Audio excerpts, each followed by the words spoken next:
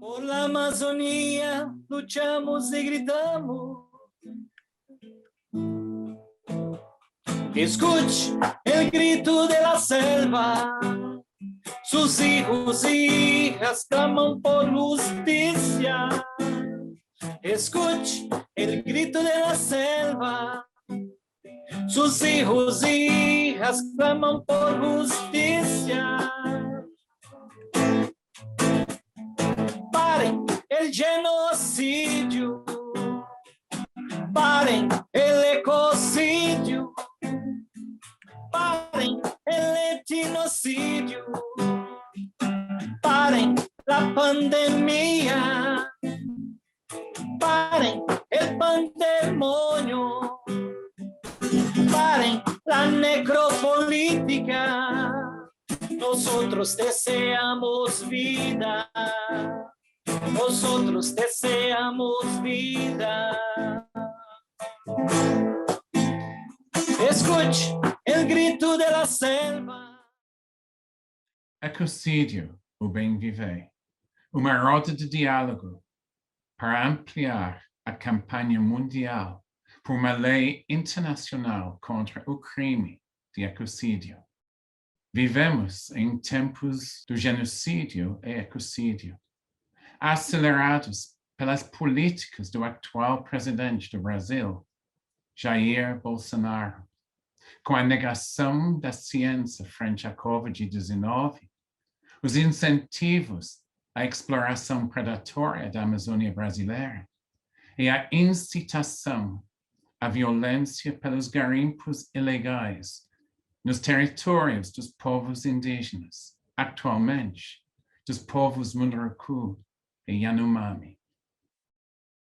Como contribuição à Sexta Romaria dos Mártires da Floresta, que celebra o projeto agroecológico dos extrativistas amazônicos, Zé Cláudio Ribeiro e Maria da Silva, assassinados no dia 24 de maio de 2011, essa roda convida lideranças e ativistas dos movimentos socioambientais, parlamentares com plataformas Bem Viver e campanhas e organizações não governamentais para focalizar 4 perguntas. Como defender os direitos naturais da Mãe Terra? Como defender os direitos humanos dos defensores e defensoras da Panamazônia? Como integrar o Brasil na campanha mundial por uma lei internacional contra o crime de ecocídio? E como popularizar o paradigma ecológico de bem viver como projeto comunitário, alternativo, popular e mundial? Boa tarde a todos e a todas. Muito feliz por esse momento, muito feliz que tantas pessoas de diversos lugares do mundo tenham se juntado a nós, a essa caminhada, vindo de outras caminhadas de tantos e tantos anos de luta pelo meio ambiente, de luta pelos direitos humanos. É uma gratidão muito grande caminhar junto com vocês e também uma honra. Dizer que a Sexta Romaria dos Mártires da Floresta é para a gente memorar os guerreiros e guerreiras que tombaram na luta. Não só o Zé Cláudio e a Maria, mas todos os outros que, antes de nós, perderam suas vidas na defesa do meio ambiente, na defesa dos direitos humanos, pela terra livre, pelas águas livres. E dizer que, enquanto nós mantemos as marchas vivas, as memórias vivas, eles não venceram e não vencerão, porque a cada ano nós vemos mais e mais movimentos como esse para a gente continuar a reivindicar o nosso meio ambiente equilibrado e, sobretudo, também os nossos direitos garantidos. O momento em que o Brasil passa é um momento extremo. Não estou dizendo aqui que foi fácil nos governos anteriores, nada disso. Mas agora parece que definitivamente eles conseguiram encontrar a engrenagem para simplesmente destruir todos os órgãos de proteção ambiental e de direitos humanos. É um absurdo o momento em que nós estamos passando agora. E eu tenho certeza que o mundo inteiro está acompanhando e como a gente pasmos de ver a quantidade de absurdos que acontece e simplesmente a gente está cada dia mais perdendo os nossos para essa violência. Mas também a resistência. E nós seremos resistência até enquanto nós conseguirmos. Fazer um levante para uma campanha como essa aqui no país é de extrema importância, sobretudo com um apoio, né, com o apoio de pessoas e organizações também de fora do país. Porque aqui nós estamos sendo tratados como inimigos do Estado. Aqueles que lutam por direitos humanos é inimigo do Estado. Aqueles que defendem as terras, os territórios e as águas são inimigos do Estado. Nós estamos sendo presos, desaparecendo, tendo que fazer autoexílio para continuar vivos lutando.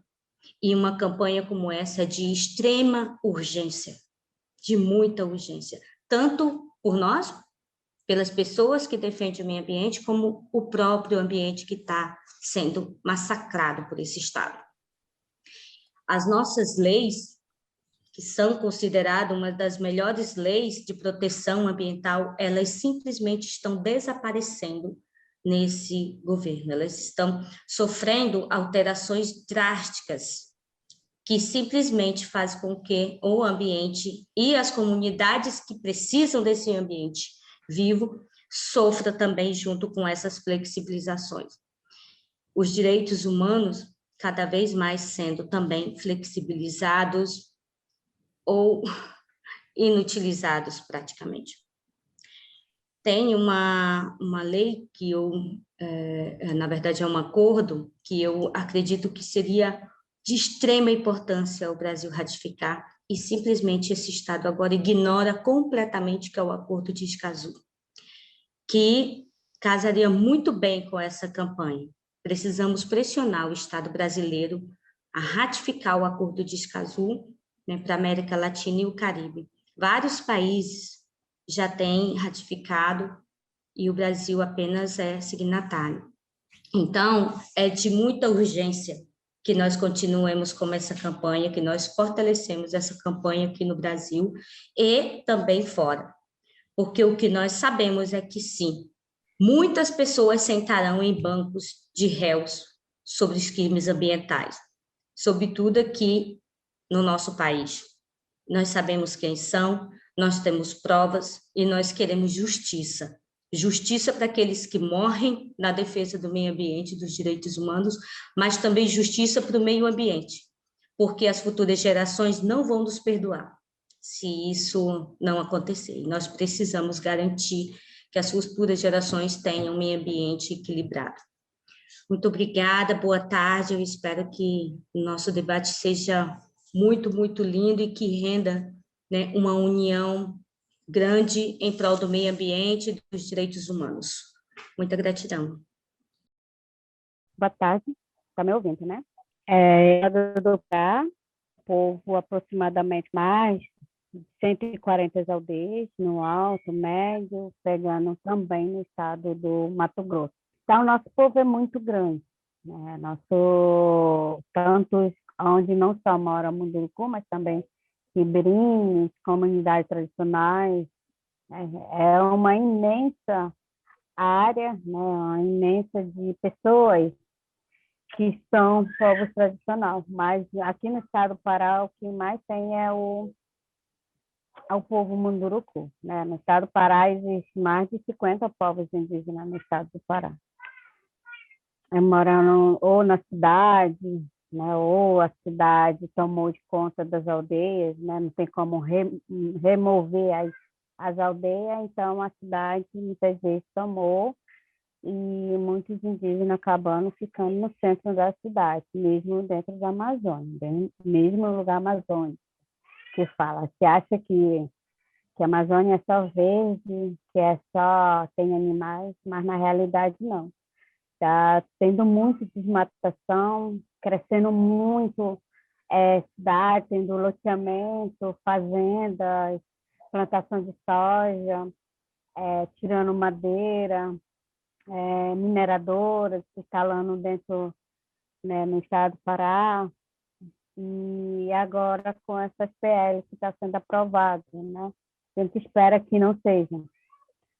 Uma delas que é muito grandioso, que o próprio presidente fala, que é a APL da 191, que não é só garimpo, mas sim são mineradoras para entrar dentro do território, ter hidrelétrica dentro do território, ter petróleo dentro do território, gás dentro do território e outros ferrovias, né? Então, todos esses projetos existem estrada, né? Tem que ter estrada, ferrovias, barrar os rios, para ter uma quantidade de desenvolvimento que eles falam. Na realidade, isso para nós não interessa, né? Isso traz muita morte, muita destruição e traz violência para o nosso povo, né? Para quem tá nessa luta para garantir os direitos das populações tradicional ou indígena. Há muito tempo, o nosso povo já vem fazendo várias denúncias, né, contra os garimpeiros que estão entrando dentro do território, já entrou há muito tempo, já falando pelas cartas, as cartas que são divulgadas quando os caciques estão falando, as mulheres estão falando, os guerreiros estão falando. Não é só uma pessoa que fala, mas sim as pessoas que estão se sentindo a violência dentro do território, né? Os indígenas que estão vendo, que estão sentindo a violência dentro do território. A gente já vem denunciando, né? Não só os indígenas, mas também os grandes que têm helicóptero, que têm aviões, são donos de posto, são donos de quase tudo, né? E eles praticamente mandam na cidade. E quando a gente denuncia, eles veem como vilão, né? As pessoas que denunciam falam, essa pessoa tem que morrer, né? Não só eu, mas como a Maria Leusa, outras pessoas, lideranças que estão lutando para defender o território. Mas isso tem ajuda, né? Do próprio governo federal, do próprio Estado. Se o Estado não incentivasse essa violência, não existiria. Né? Dizer que índio precisa desenvolver. Desenvolver o quê? Né? Desenvolver a morte do seu próprio povo, a morte do rio, a morte dos seus filhos. Não, a gente que luta, a gente não negocia o território. A gente não jamais vamos negociar. E a gente vê no STF, que é Supremo Tribunal, STF é Supremo Federal, né? Tribunal Federal, que também vai tramitar a decisão dos ministros, a PL 490, que é arquivar, barrar a demarcação das terras indígenas. Tem muitas terras indígenas que precisam ser demarcadas, muitos indígenas há muito tempo estão pedindo, né, que suas terras sejam demarcadas, mas que suas terras estão sendo invadidas. E uma delas é a minha, né, onde o meu povo mora, no Médio Tapajós, que são 2 territórios para ser demarcados. E se no STF esse sonho for aprovado, dizer vai arquivar que o indígena pode ter direito à terra dia 5 de 1988, de outubro, aliás, dia 5 de outubro de 1988, só pode ter terra indígena que tiver, vai tirar muito sonho dos indígenas, vai tirar as vidas, né? A gente vê que muitos, não só do meu, mas de outros povos que eu tenho conhecimento, ela foi deslocada por causa do governo, né? A promessa de dar um pedaço de terra para construir usina hidrelétrica, promessa de dar terra porque vai ser construída ferrovia, e na realidade nunca aconteceu isso, né? Há muitas vezes indígenas ajuda o Estado, sabendo que um dia vai ser enganado. E isso está acontecendo, né? A gente pode ser enganado. Só que quem está na luta mesmo de frente, sabe que nós não vamos ser enganados, porque a gente entende e a gente vai defender o que é vida, né? Semana passada, né, como a gente faz várias denúncias falando dos invasores, atacaram uma aldeia de uma grande guerreira, Maria Helena, onde a cacica, né, viu tudo e o Estado, a Polícia Federal estava lá e não pôde fazer nada, né? Ele só passou um dia, só queimou os outros que esconderam máquina, mas depois, no dia que queimaram a casa da Maria Leusa, pelo incentivo dos pariuates, dos não índios, eles, infelizmente, a própria polícia negociou com o município, né, com o prefeito e vice, e foi embora. E deixou lideranças, deixaram crianças na mão das pessoas que são mais, né? O incentivo dos pariuates era queimar helicóptero, era de queimar a caminhonete, né? Queimar as pontes, para eles ocuparem, né? Os pariuates, eles só chamam, mas na hora eles fogem, né? E eles fogem, eles chamam todo mundo, mexe na casa, tipo uma casa de abelha, na hora que a abelha espalha, todo mundo corre. E aí aconteceu isso, né? Aconteceu que os pariuates foram lá, incentivaram a violência, mas não teve peito para enfrentar a Polícia Federal, fugiram e deixaram os indígenas cobertando os pariuates, né? A gente fala que eles botam as pessoas para defender as máquinas deles. Só que nós que estamos na frente, a gente não vai deixar isso. A gente tem que lutar, defender o território. Muitas PL, como o Brasil também é que é signatário da Convenção 69 da OIT, ela pode ser extinta para o nosso Brasil. Aí a gente pergunta, e os nossos direitos?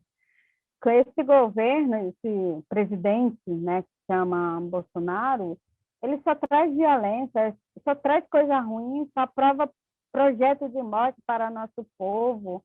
Como acabar com isso, né? Como acabar com esse homem que sai da boca dele? É uma coisa que ele fala, simplesmente acontece aqui, já está acontecendo aqui, né? A violência que ele fala em nome de Deus, mas eu fico me perguntando, que Deus é esse que quer violência, que quer destruição da floresta, que quer destruição dos povos que estão defendendo os povos indígenas? Ontem foi o Dia do Meio Ambiente.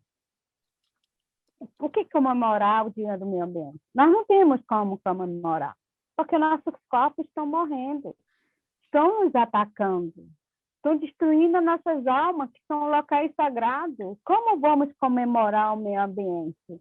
Será que só vamos comemorar quando realmente morrer todos os povos indígenas que estão na luta, quando acabar de seus peixes buiando, mortos de veneno, ver, né, a floresta tudo derrubado, queimado? Como a gente vai comemorar o meio ambiente que todos os projetos estão sendo aprovados?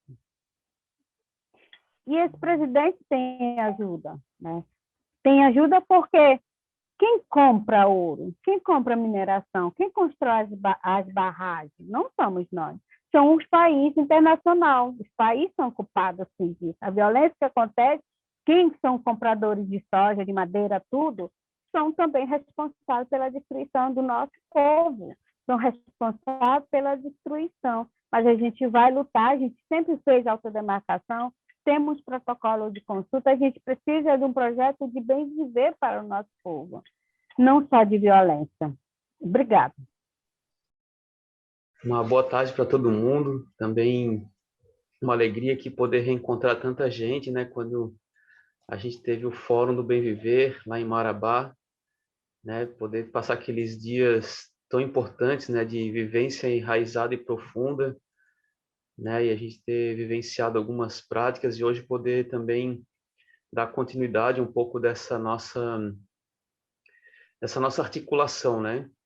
É fundamental a gente estar aqui num esforço de um entendimento sobre um enquadramento para toda a necropolítica que vem acontecendo no Brasil e orquestrada e arquitetada por diferentes e por diversos vetores de interesse econômico, social e até de sociedade mesmo, até de projeto de sociedade, né? Então, a gente tem aqui um mandato chamado mandato agroecológico, que é o segundo mandato, né? Teve o primeiro de 2016 até 2020. A gente acaba sendo reeleito, o mais votado da cidade de Florianópolis, né? Isso é importante destacar, num momento muito crítico, né?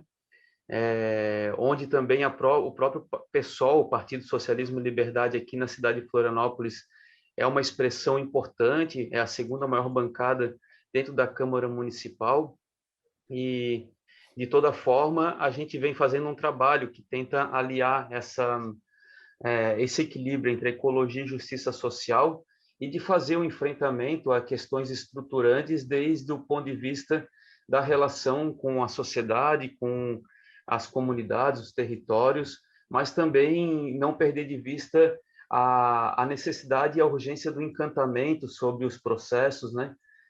Da compreensão sobre ecologia em todos as suas dimensões e sem deixar de denunciar aquilo que a gente compreende enquanto injustiça ou mesmo desastres do ponto de vista de uma sociedade que busca esse equilíbrio, né? Então, o Dan fez essa introdução e é importante a gente destacar o nosso esforço legislativo, né? Porque é uma parte muitos daqueles que negam a política ou a antipolítica, que inclusive é um campo muito fértil para o que vem acontecendo no Brasil, que deu origem a essa estrutura e à própria eleição do Bolsonaro, eles falam que lei não é importante, né? Que a gente não tem que ter lei, a gente tem que acabar com as leis, inclusive, né?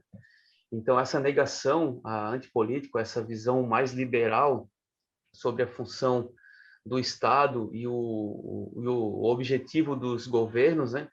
Ela é esse campo fértil para esse ambiente fascista que a gente está vivendo, né? Então, mas a gente acredita da função e da importância que o Estado tem de regular as atividades, especialmente as atividades que atacam diretamente o bem viver e o bem comum, né?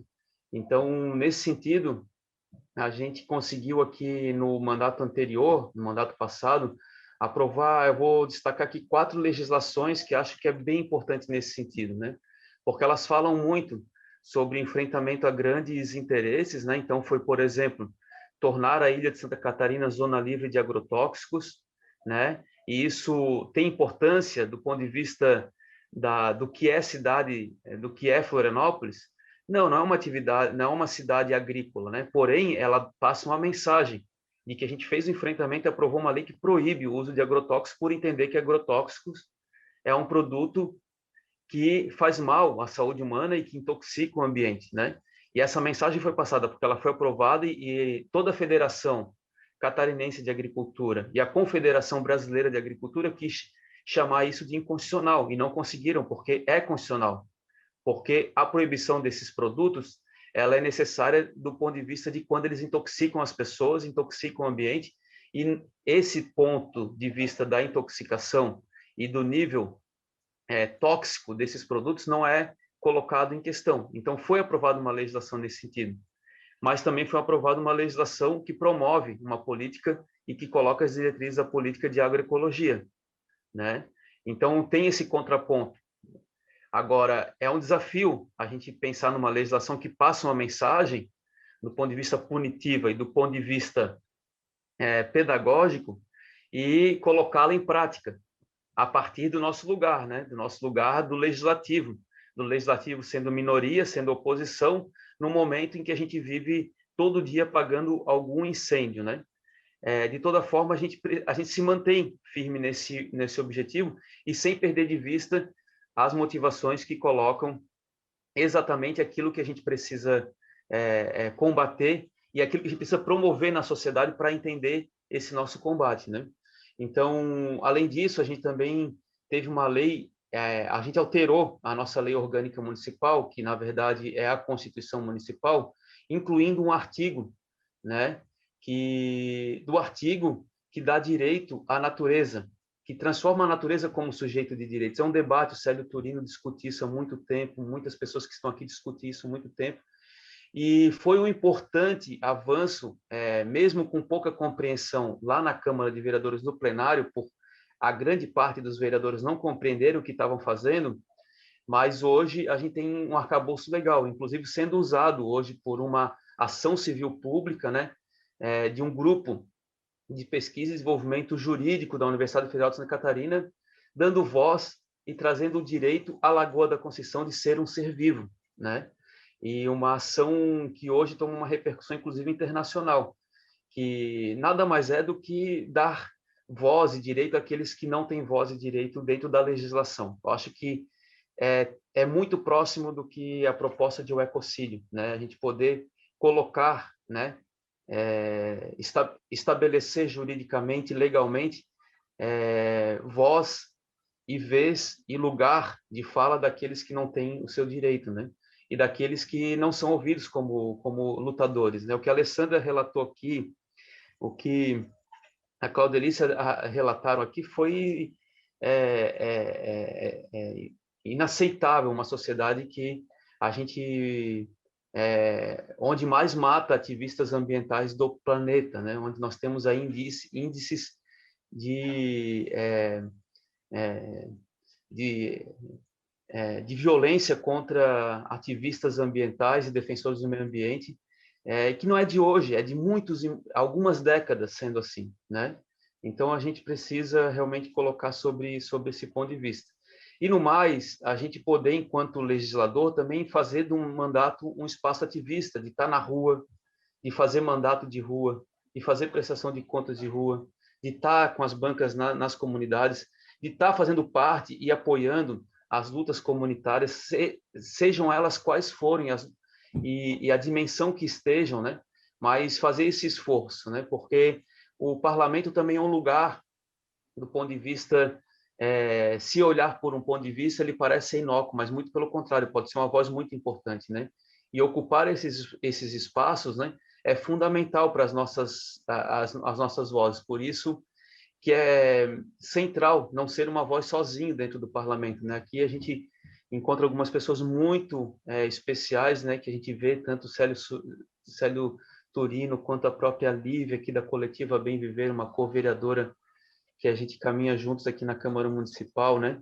O professor Paulo Horta, que é um ativista ambiental, um pesquisador fundamental para as nossas lutas, e um esforço do parlamentar, nesse ponto de vista, de estar articulado com todos aqueles que fazem força num vetor do nosso interesse, a universidade, os movimentos sociais, as comunidades organizadas, as pessoas aleatórias e individualmente, muitas delas perdidas sem saber como inserir e incidir seus esforços na busca por uma sociedade mais justa e mais ecológica, né? Então, a gente busca fazer esses esforços sem contar com todas as outras lutas diárias, né? Então, a gente também tem aí algumas ações mais conjuntas com outros mandatos e mandatas, né? Que a gente pode conversar com mais tempo depois para não passar do meu tempo. Queria agradecer, Dan, e vamos junto nessa aliança que é necessário, né?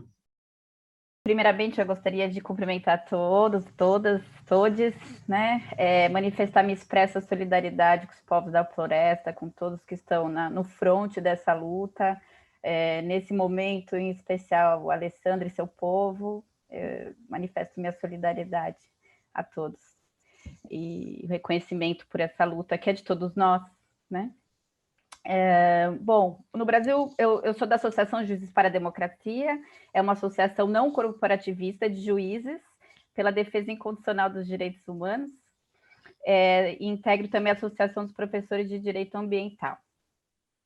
Nós temos uma Constituição que prevê direitos ecológicos já, né? Nós temos lá a garantia de processos ecológicos essenciais,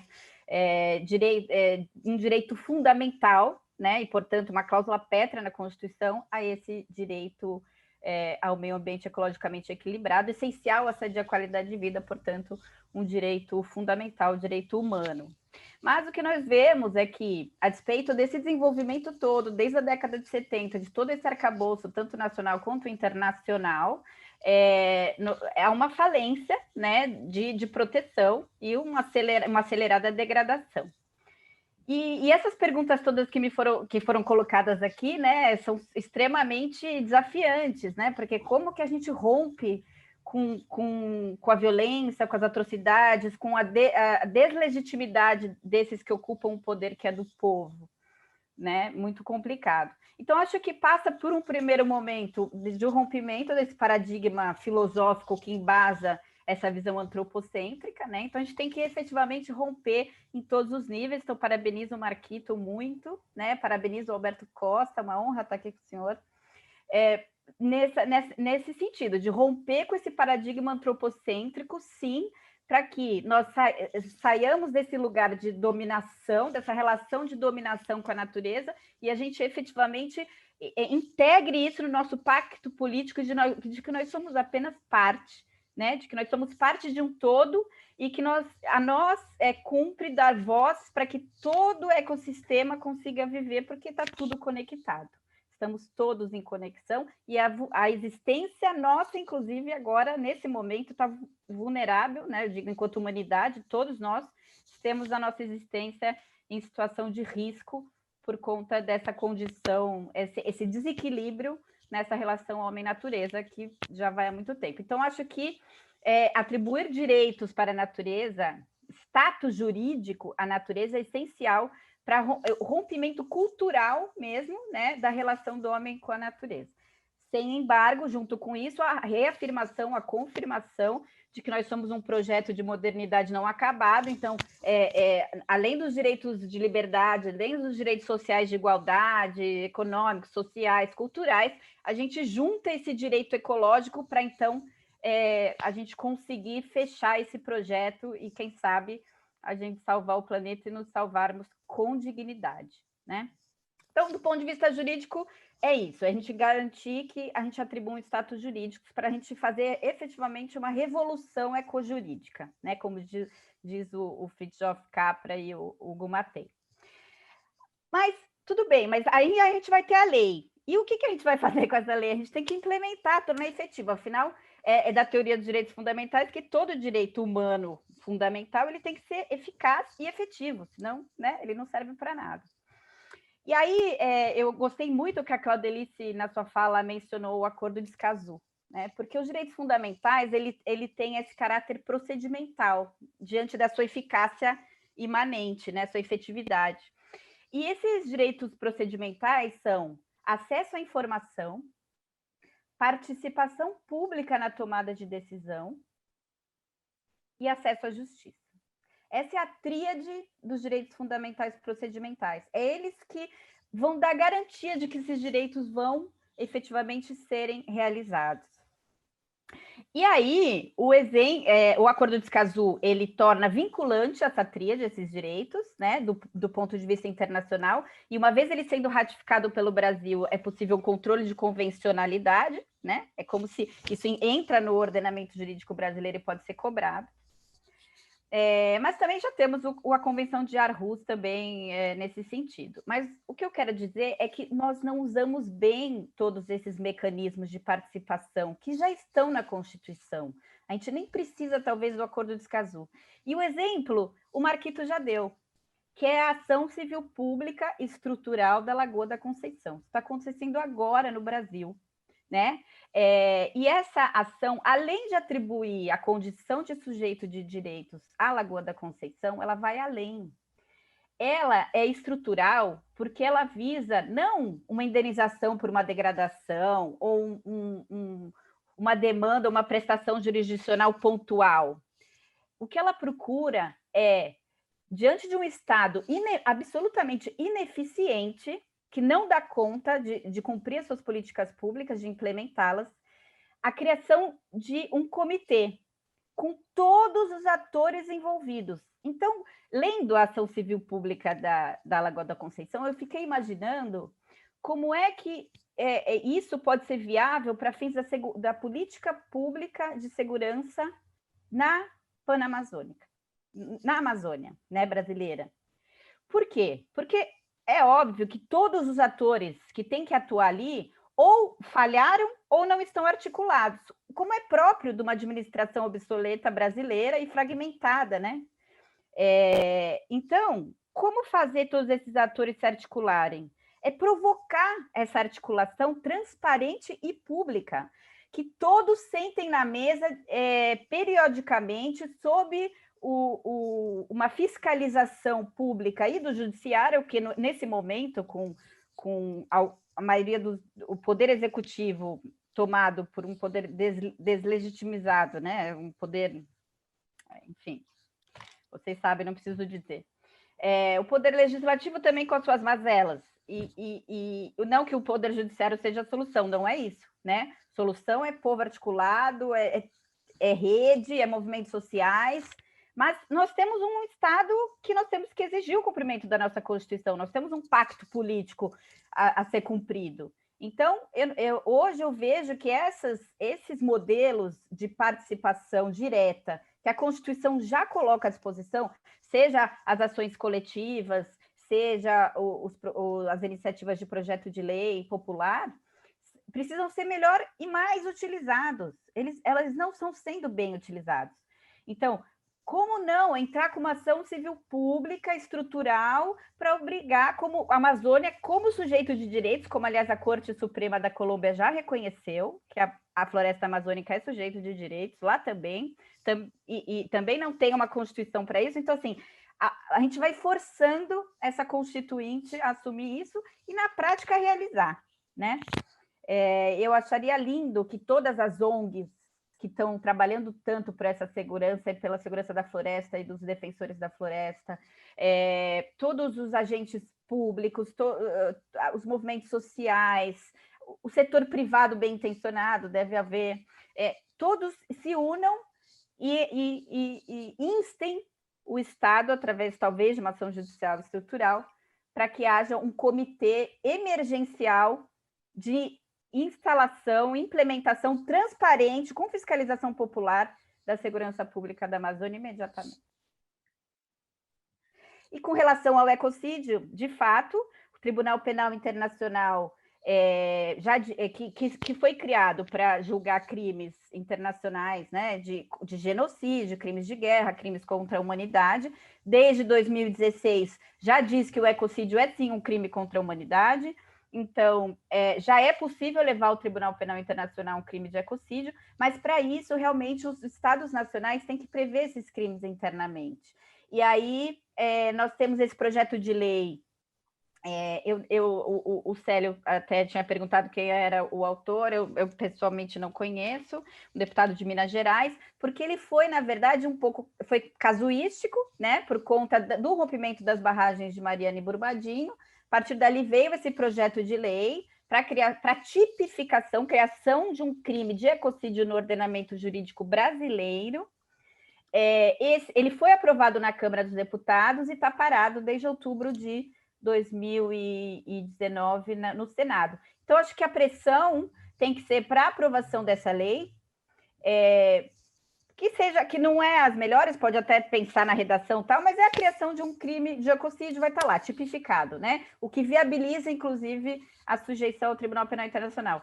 E a pressão para a ratificação do acordo de Escazú e a articulação de todos os atores para realmente usar melhor e mais esses mecanismos de participação direta da Constituição que já estão disponíveis. Eu agradeço a atenção, desculpa se eu ultrapassei o meu tempo. Boa tarde. Primeiro, eu agradeço imensamente o convite de estar aqui ao lado de pessoas que eu gosto tanto, né?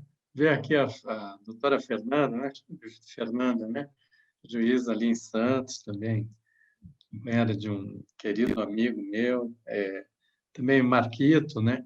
Mas excelente a iniciativa da Lagoa da Conceição, enquanto ela, como sujeito de direitos.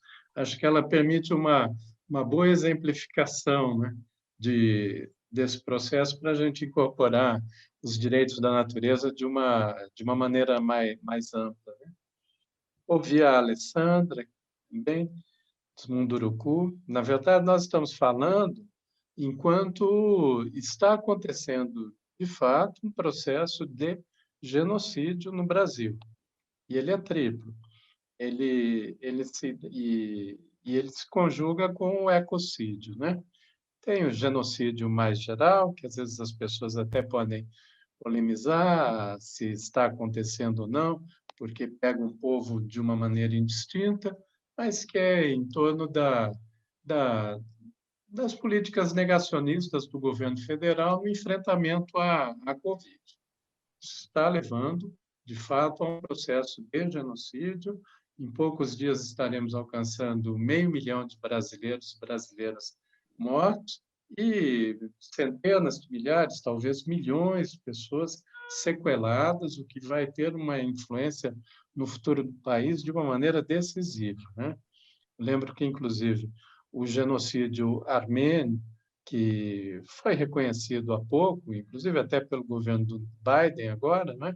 E que aconteceu no período da Primeira Guerra Mundial, por conta do Império Otomano, ele não foi um genocídio típico como o que ocorreu em relação aos judeus na Alemanha.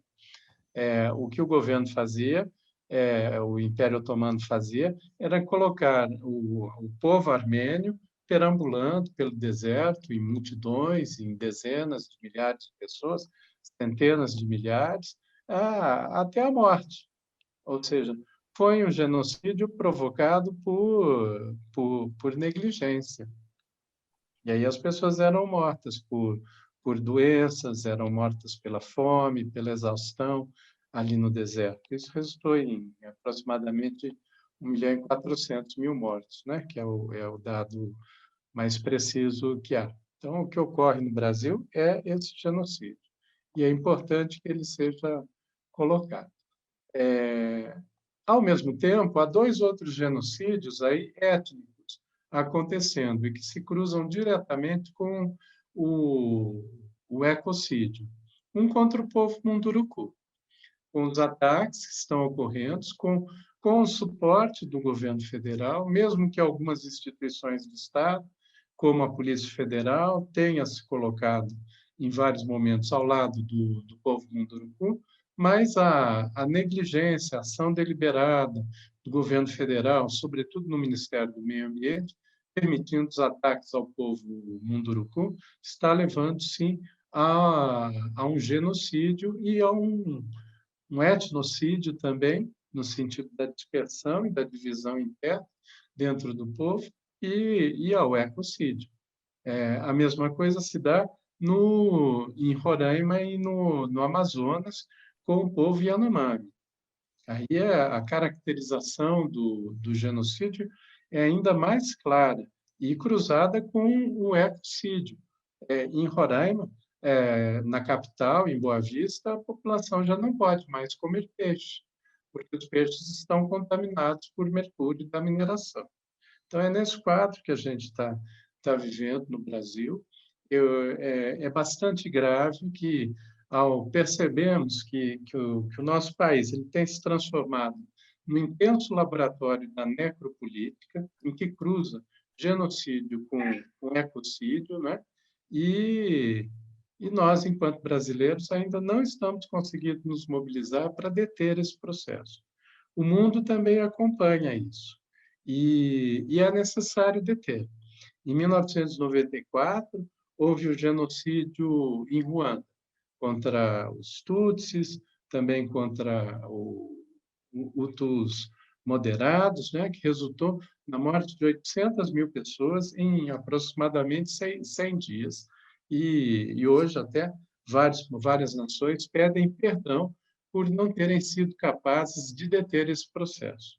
Isso está acontecendo de forma acentuada no Brasil e é provável que se intensifique nos próximos meses e seguramente no próximo ano, com atenção política ainda maior, uma vez que nós temos forças extremamente vinculadas ao que há de mais feio e mal produzidos em termos de humanidade no controle do Estado. E eles não vão abrir mão desse controle de uma maneira fácil. forma de permanecerem será aprofundarem a necropolítica, que se dá a partir do etnocídio, do ecocídio e do genocídio.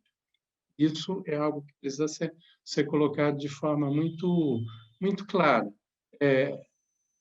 Em relação, para finalizar, na construção de um arcabouço de direitos, né? E aí está aqui o Alberto Acosta, que vai poder dizer melhor sobre isso. Na verdade, o que nós estamos construindo, que a América Latina, apesar de ser um continente tão contraditório, vivendo em meio a tantos horrores, ela também é um laboratório de um novo constitucionalismo. Seria esse novo constitucionalismo latino-americano, em um sentido amplo, mas baseado nos conhecimentos dos povos ancestrais e que resulta nesse entendimento de que a natureza não pode ser vista mais como uma fonte de recursos da qual os seres humanos podem ir lá e tomar conta de tudo. Não, muito pelo contrário.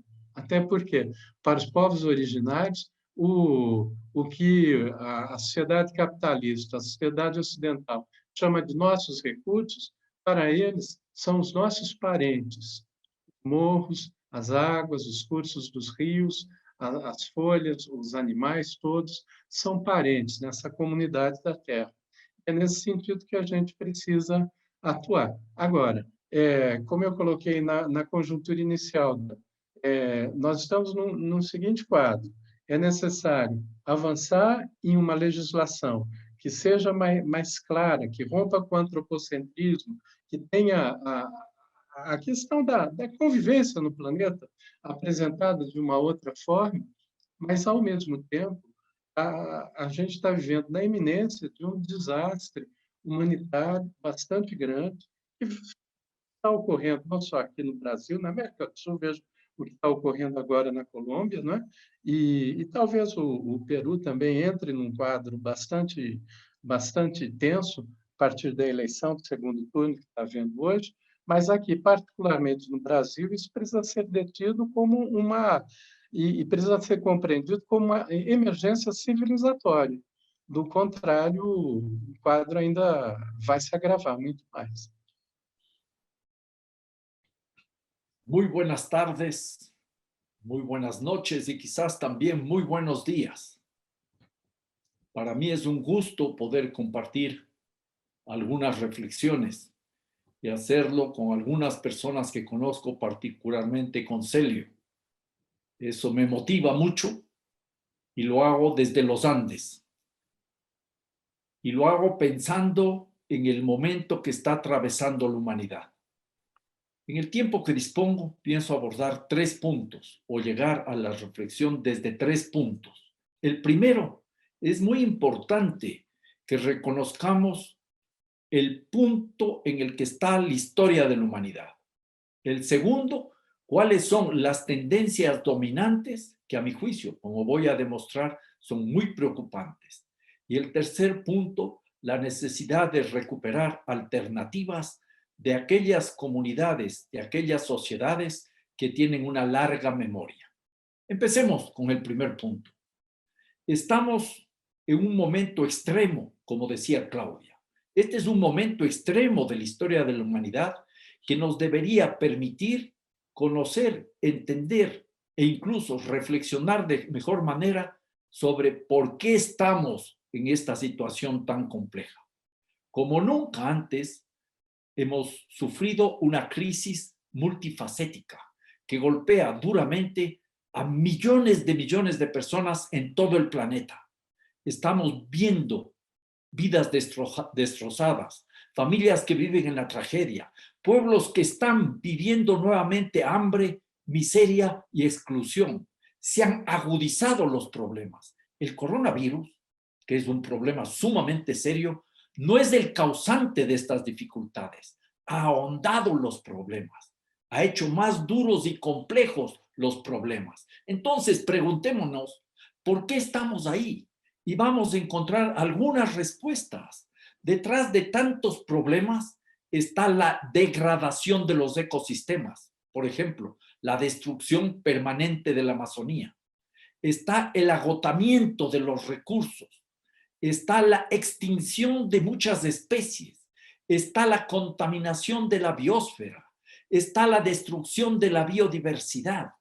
Eso explica, por ejemplo, la destrucción de la biodiversidad, que más del 70% de los virus que aquejan a la humanidad, incluyendo el coronavirus, en los últimos 30 años tengan un origen zoonótico.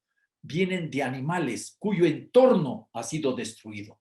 Hemos superado los límites biofísicos y todo impulsados por lo que podríamos definir una civilización del capital, que vive de sofocar la vida de seres humanos y de la naturaleza. Y Celio tiene toda razón. No se trata solo de ecocidios que hay que condenar. Hay ecocidios, hay etnocidios, hay genocidios e incluso estamos afectando, matando nuestras frágiles democracias. Yo creo que esto también tiene que quedar absolutamente claro. En este escenario aumentan las crecientes desigualdades, aumentan las violencias y se deterioran los servicios sociales. Se aumenta el hambre, aumentan las diversas formas de violentar la naturaleza, como son los extractivismos. Y de la mano de los extractivismos viene la corrupción, el autoritarismo, y se profundiza en esta civilización todo lo que son las raíces fundamentales, como es el patriarcado y la colonialidad.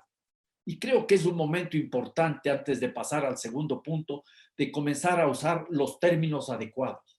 No estamos simplemente frente a un cambio climático. En la larga historia de la Tierra, millones de años, ha habido muchos cambios climáticos.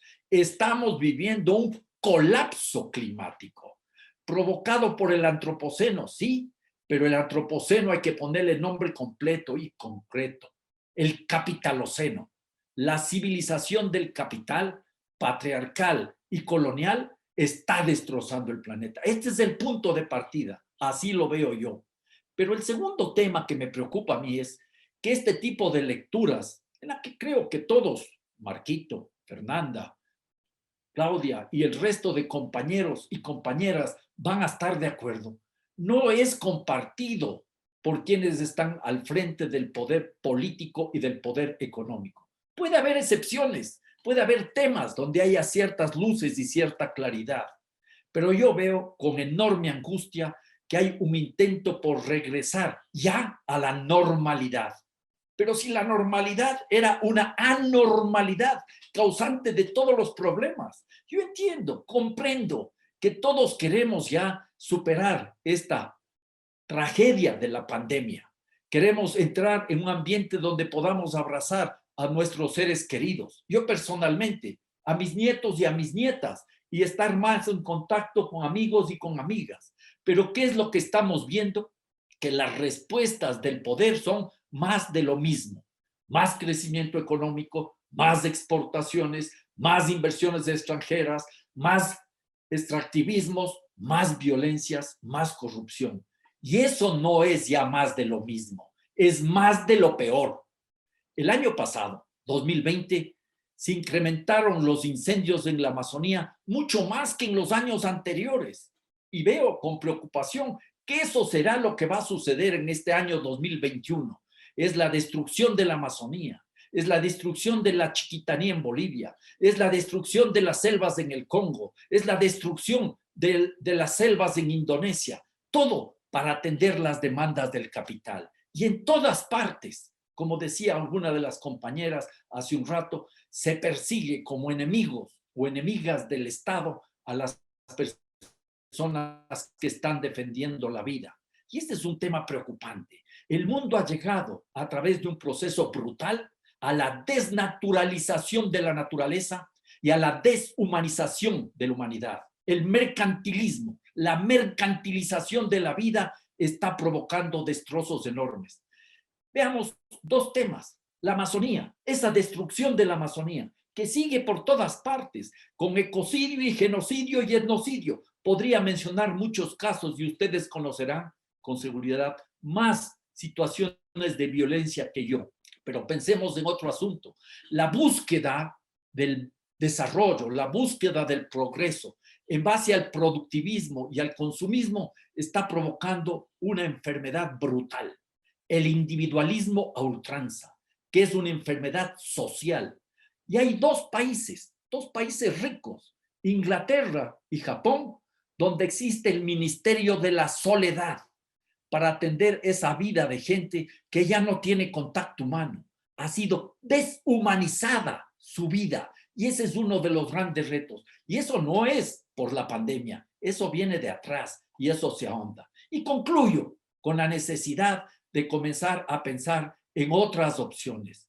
En este momento extremo, en medio de esta dura realidad, tenemos que fortalecer el principio de responsabilidad que tenemos los seres humanos para preservar los ciclos de la naturaleza.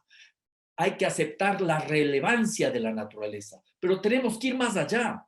Debemos entender que no somos los seres humanos los llamados a dominar la naturaleza. Debemos entender, y más que eso, aceptar que en la práctica los seres humanos somos naturaleza. No podemos seguir explotándola, no podemos seguir destruyéndola. La naturaleza puede existir sin seres humanos, pero nosotros no podemos existir sin la madre tierra. Y si hablo de madre tierra, me remito a los pueblos originarios para los cuales la madre tierra no es una metáfora, es una realidad. ¿Qué tenemos que hacer? Confrontar los elementos fundacionales de la modernidad.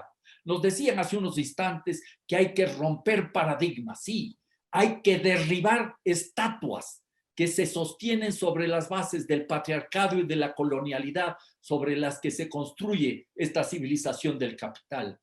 Tenemos que dar paso a visiones biocéntricas para salir del antropocentrismo y tenemos que caminar de naturaleza objeto a naturaleza sujeto. Para eso sirven los derechos de la naturaleza.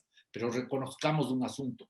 Nosotros no le damos derechos a la naturaleza. La naturaleza nos da a nosotros el derecho a la vida. Y entonces ahí aflora un enfoque biocéntrico a partir de reconocer la indivisibilidad y la interdependencia de toda forma de vida, que es lo que da fuerza a los derechos de la naturaleza y a los derechos humanos. Hay justicia social siempre que haya justicia ecológica. E haverá justiça ecológica sempre que haya justiça social. Tem sido uma experiência fascinante e arrebatadora estar com você nessa reunião dessa tarde de 1h30. Sinto-me muito privilegiada de estar na companhia de vocês e agradecida por ter essa oportunidade de falar. Obrigada por me escutarem e escutarmos uns aos outros. Parece-me que este fórum tem um potencial muito grande de colaboração. Nessa sala virtual em que estamos esta tarde, maravilhoso. Quero começar do ponto onde o Alberto deixou. Ele disse sobre algo como um choque de realidade. Nosso sistema econômico é baseado num crescimento contínuo, no extrativismo, e é aquilo que nós podemos chamar de uma atitude terraplanista. Todos sabemos que se continuarmos a caminhar para o Ocidente, vamos chegar num lugar onde você vai perceber que a Terra não é plana. Da mesma forma, estamos num paradigma, porém muito próximos de uma conscientização. E no Brasil, vocês já estão conscientes de imediato de que não se pode continuar a extração de uma fonte de recursos finitos e não podemos continuar a abordar o ecossistema e a natureza como algo numa relação de dominação, sendo que estamos totalmente entremeados com ele. O trabalho global em que estou envolvida é a busca de criminalizar a destruição da natureza num crime chamado ecocídio. É uma resposta a essa massa crítica, a essa conscientização que acontece. A percepção de que o sistema legal em que nós funcionamos é um sistema, como Alberto apontou, colonial, exportado do norte global, do paradigma ocidental, que aborda a natureza como separado. Eu vejo que a O ecocídio pode ser uma peça de ligação entre, sendo uma adição de um crime, de uma lista de crimes já previsto na Suprema Corte Internacional, crimes perniciosos, crimes contra a comunidade global e a humanidade. Os efeitos mortais da destruição em massa da natureza, os efeitos mortais do ecocídio, a que temos ouvidos na tarde de hoje. É uma prática que vocês estão muito mais familiarizados do que muitos do público a quem eu me dirijo, pois vocês já sentem o efeito do ecocídio, a sua perniciosidade, a sua repercussão em termos de justiça social e racial, em termos de suas consequências reais na poluição, na intoxicação da natureza dos seres humanos. Dessa forma, o ecocídio já é um crime de grande preocupação à comunidade global. No entanto, ele ainda não foi elencado como um crime ao lado de tantos outros crimes internacionalmente previstos. Portanto, é importante agora eu explicar como nós estamos abordando essa campanha, essa iniciativa e o porquê nós estamos realizando isso a nível internacional. A ideia é, tornando esse crime internacional, podemos dar suporte a todos nas batalhas, no Brasil, por exemplo, e mundo afora. É importante tornar, portanto, a criminalização do ecocídio. Dessa forma, o Tribunal Internacional de Justiça, sendo o único mecanismo que acessa os tribunais de justiça de todos os seus Estados-membros, de forma que, se isso for criminalizado na Corte Internacional, todos os Estados-membros que ratificam tal crime são obrigados a incluir em sua legislação nacional a criminalização. Dessa forma, podemos eficientemente criar uma lei séria que será implementada de forma semelhante em diversas jurisdições. Esta legalização traz esse potencial.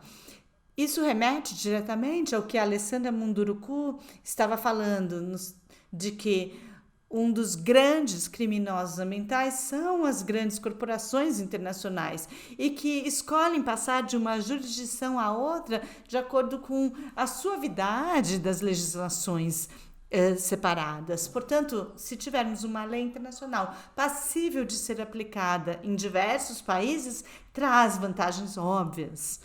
O ecocídio, por outro lado, seguindo essa mesma linha de pensamento, é um crime largamente corporativo.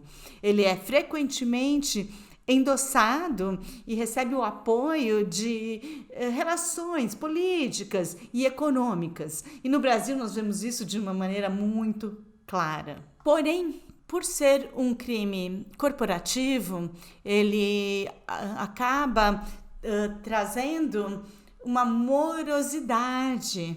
E então a justiça internacional é muito importante no sentido de processar atores corporativos, políticos-chave que não poderiam ser processados em sua própria jurisdição. Dessa forma, o crime do ecocídio, ele celeramente será processado em todos os Estados-membros ratificados pela Suprema Corte.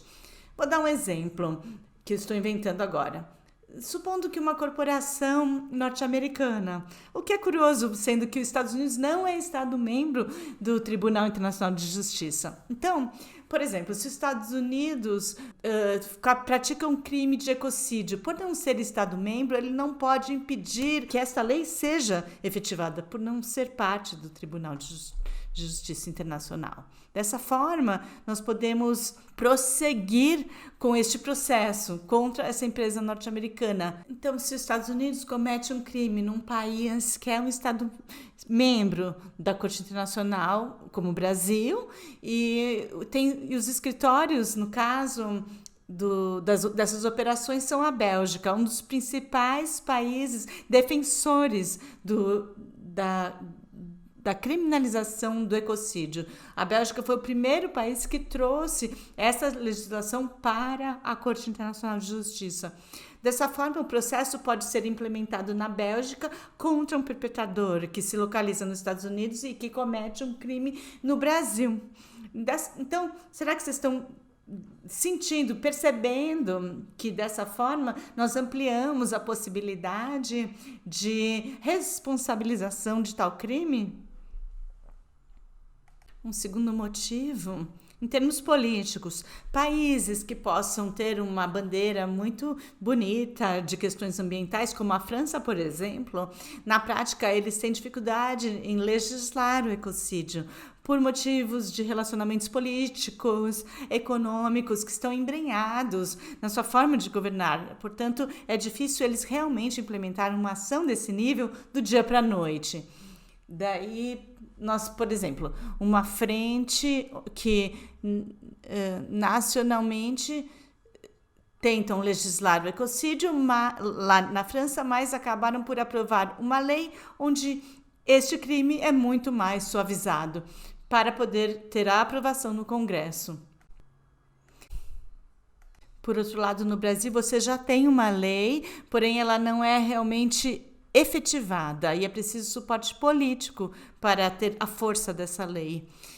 Então tem vários países que estão dando suporte político à criminalização do ecocídio, como, por exemplo, países progressistas da Europa,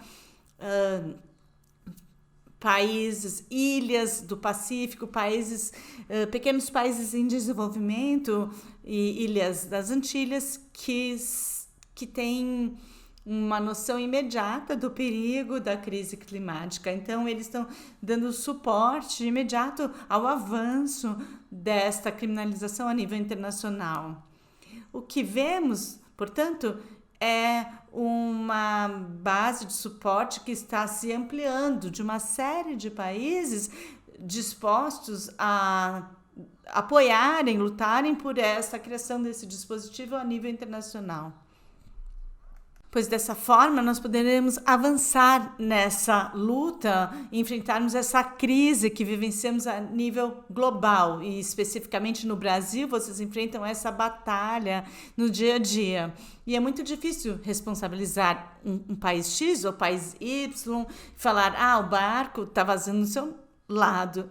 Não, porque o barco pertence à terra e todos devemos colaborar, reunir esforços, conforme o Fernando falou, e nos tornarmos não somente um movimento que abarca uma iniciativa, mas um movimento que reúne várias iniciativas, para então podemos sair de uma atitude de prejuízo à natureza para uma atitude de harmonia com a natureza, em inglês harm ou harmony, para no nosso entender, essa peça específica da legislação tem o potencial de transformar a forma de pensar das pessoas. Nós percebemos que parte do problema é o fato de que a nossa compreensão da natureza, a apreciação da natureza, as leis que temos para proteger a natureza não são levadas a sério.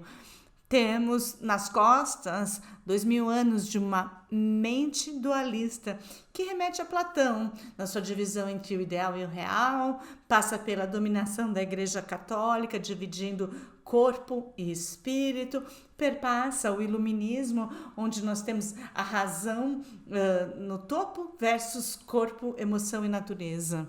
Portanto, a civilização ocidental está realmente imbuída desses valores e que levou à situação em que estamos, como o extrativismo e poucos privilegiados lidando com a natureza e com as pessoas mesmo como recursos, sendo a conclusão natural dessa longa trajetória do patriarcado. Criminalizando o ecocídio, o que nós estamos buscando, trazendo isso para o alto nível de crime internacional, dessa forma transmitimos uma forte mensagem de que a destruição da natureza é algo tanto legalmente quanto moralmente inaceitável. Essa forma do pensamento dominante, moral e jurídico,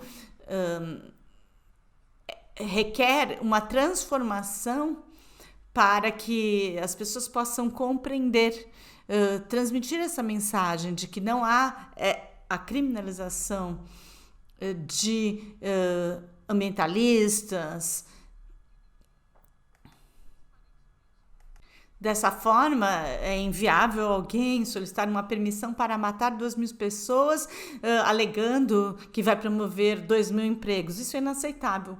Porém, pode-se chegar ao governo de um país e solicitar-se licença para mineração, extração de petróleo e gás ou exploração da pesca marítima em oceano profundo, destruindo dessa forma partes grandes do fundo do mar. Então, dessa forma, podemos perceber que existe um escamoteamento e um potencial de destruição grande do planeta e de pessoas e territórios.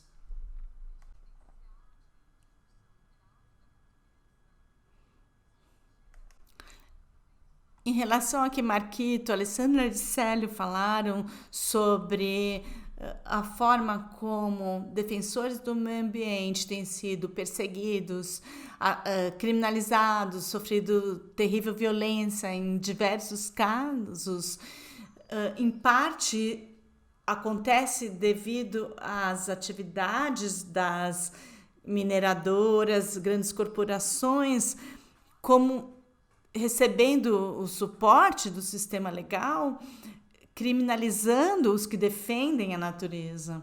Portanto, essa mudança de mentalidade da sociedade como um todo é fundamental nesse momento. Dessa forma, nós deslocamos a compreensão da opinião pública no entendimento de que os defensores do meio ambiente estão defendendo a lei. Isso é muito importante também, esse aspecto. Acreditamos que isso faça a diferença. E o ecocídio trará essa conscientização ainda mais. A Alessandra mencionou a responsabilização de corporações, de compradores estrangeiros, mercadorias que são produzidas às custas de comunidades e povos tradicionais. Interessante saber que daqui, do ponto de vista europeu, já existe um começo forte de mudança de paradigma do público comprador de maneira geral, de forma que os fornecedores precisam dizer a origem dos seus produtos. Supermercados, eles têm de falar, têm que trazer à opinião pública a visão que seus clientes já estão cobrando. Existe, por exemplo, uma carta de um conglomerado de compradores de soja que reportaram ao governo brasileiro, alertando ao governo que não aprovem a lei de demarcação de terras, a legislação ambiental e fundiária contra a demarcação de terras indígenas. Tais empresas, elas estão utilizando seu poder, a sua voz, no sentido de pressionar o governo brasileiro para que a lei não seja aprovada, usando seu poder de compra, de que não adquirirão mais produtos do Brasil. Portanto, uma pequena gota num caldeirão, né, uma gota positiva neste caldeirão, que vemos deste lado do globo começar a acontecer cada vez mais. Vocês também devem estar sabendo que no mês desse ano, Cacique Raoni abriu um processo contra o presidente Bolsonaro na Corte Internacional de Justiça, e foram advogados franceses que abriram esse processo E o chefe Raoni falou que gostaria de abrir o processo em relação ao crime de ecocídio, porém, como não havia ainda essa possibilidade, ele abriu o processo contra Bolsonaro por crimes contra a humanidade. Caso o ecocídio já estivesse implementado na Corte Internacional de Justiça, talvez avançasse mais rapidamente com o processo. Uma outra coisa é que nós estamos nos comunicando com porta-vozes de países da América do Sul em relação ao acordo Escazú, que a Fernanda mencionou. Eu vejo este acordo como extremamente importante também. Dessa forma, reunindo esforços no sentido da comunicação, da rede de apoio, no sentido de utilizar esses dispositivos legais, implementando-os, de forma a dar suporte às lutas uns dos outros. E a partir dessa nossa reunião de hoje, é importante que tiremos uma forma de avançarmos juntos e, dessa forma, darmos suporte à luta no Brasil, darmos suportes a todos os grupos e comunidades no Brasil que estão sofrendo todos os tipos de horrores relacionados ao ecocídios, possam ter voz ouvida a nível internacional. Dessa forma, nós deixamos claro que há algo que possa ser feito e que terá uma influência efetiva sobre situações que estão ocorrendo no Brasil, e de forma que os responsáveis sejam responsabilizados e que os próprios governos que estão relutando em agir de maneira correta em relação à natureza e às comunidades, de que esse governo não será o obstáculo final, haverá um movimento que irá além dos governos de cada país e no nível internacional assegurará que um instrumento jurídico vai ser implementado em relação a tais crimes. Então, estou muito feliz de começarmos esse contato para uma parceria forte a ser iniciada. Boa tarde, boa noite, bom dia, né, para quem é de bom dia. Bom, primeiro agradecer pela oportunidade de estar aqui, me sinto muito honrada e agradecer por todo o aprendizado que aqui recebi. E pedir licença para a mais nova chegar e compartilhar essa experiência que a gente está construindo e aprendendo aqui em Florianópolis. Os mandatos coletivos no Brasil, eles têm já um acúmulo de uma legislatura, né? Lá em Alto Paraíso, em Goiás, nós tivemos nosso primeiro mandato coletivo eleito no país, né? Um mandato também de vereança, onde essa vereança foi compartilhada por 3 pessoas, né? Depois disso, em 2018, naquela eleição onde sofremos muito, né, com o avanço do fascismo e toda a conjuntura aqui trazida, nós elegemos no Brasil 2 mandatos para deputados estaduais coletivas. Um lá em Pernambuco, que são as juntas, e outro aqui lá em São Paulo, a mandato ativista. Cada coletivo com uma composição diferente. E na última eleição, em 2020, esse modelo e essa possibilidade de construção de mandatos populares, majoritariamente, com composições que agregam diversidade, diferentes cosmovisões, ela foi muito difundida. E particularmente, o nosso grupo político escolheu essa estratégia, lançando coletivas Bem Viver pelo país, né? Lá no Rio, aqui em Joinville e aqui em Florianópolis. Aqui em Florianópolis, nós reunimos 5 mulheres. Eu, Lívia, sou uma delas. A Maíne é uma das outras co-vereadoras. A Cíntia, a Marina e a Josileia. São 5 representações diversas, né? Eu, com minha origem de afrodescendente, pessoa negra, todas nós feministas, a Marina, uma pessoa da juventude, né, que representa bastante a luta estudantil de valorização da educação, a Maine também pessoa negra, pessoa vegana e que traz diferentes perspectivas também, a Josileia Caingangue, que ela é indígena, do povo Caingangue, que traz essa representação para dentro da Câmara também, e a Cíntia, que tem aí uma história de luta, tanto na militância da assistência social, do fortalecimento das políticas públicas no município, mas também construindo todas nós, ações voltadas para difusão e implementação, e crescimento e transformação da sociedade a partir do nosso entendimento da perspectiva do bem viver.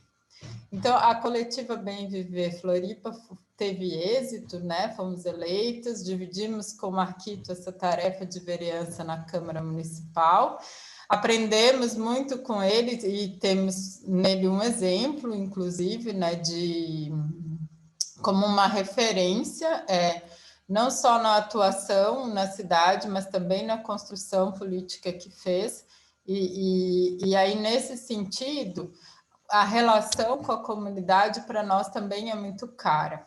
E enquanto ouvia aqui, me veio uma questão que nós temos dialogado bastante dentro da mandata, que é a questão da memória. O Acosta trouxe a memória dos diferentes povos, né? A memória milenar.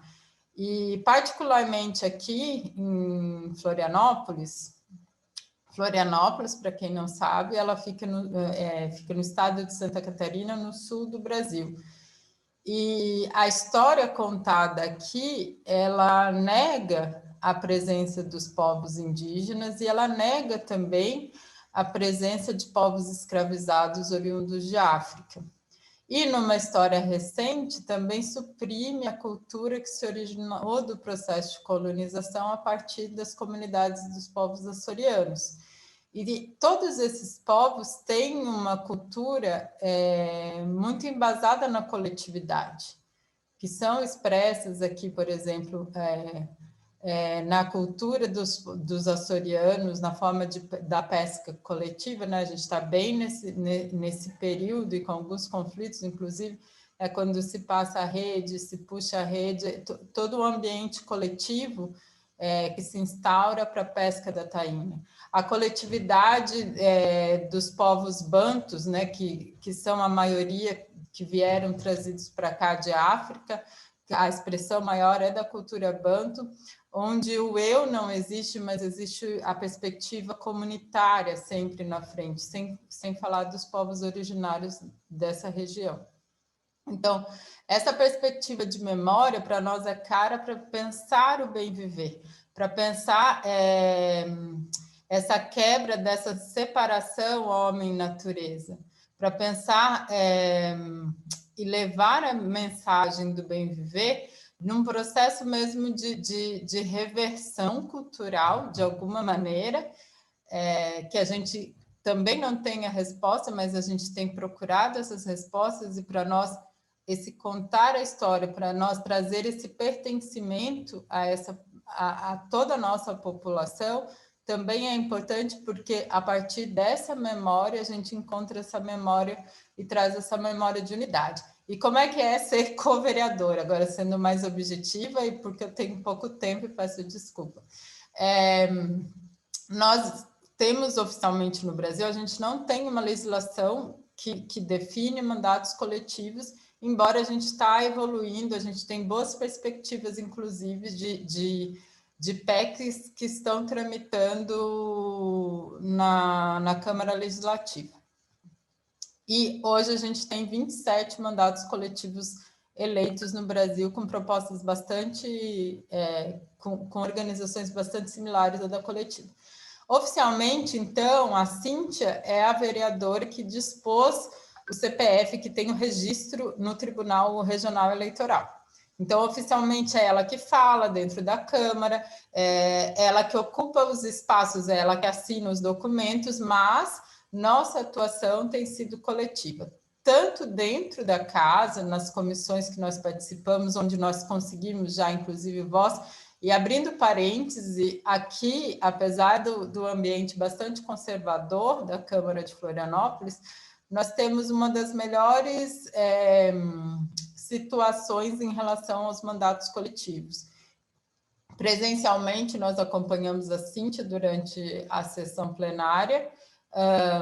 Nós temos tido a oportunidade de fala nas comissões, a gente tem sido recebidas realmente como co-vereadores, mas a nossa atuação ela está também no aspecto para fora da Câmara Municipal, que para nós é muito caro, nesse diálogo e construção com a comunidade, com seus diferentes atores, e aí as nossas identidades, elas também podem se manifestar, no sentido de que uma área que é de maior interesse de uma de nós, é onde nós atuamos com mais força, né? São os diálogos que nós participamos, são as construções que nós atuamos fora e trazemos aí para dentro, né? Sem contar o processo de decisão e organização interno do próprio gabinete. Que roda riquíssima, profunda e diversa. Valeu, amigos e amigas. Agora, Manu, balançando nesse limiar tão urgente, para encerrar como comediadora, a palavra final está contigo.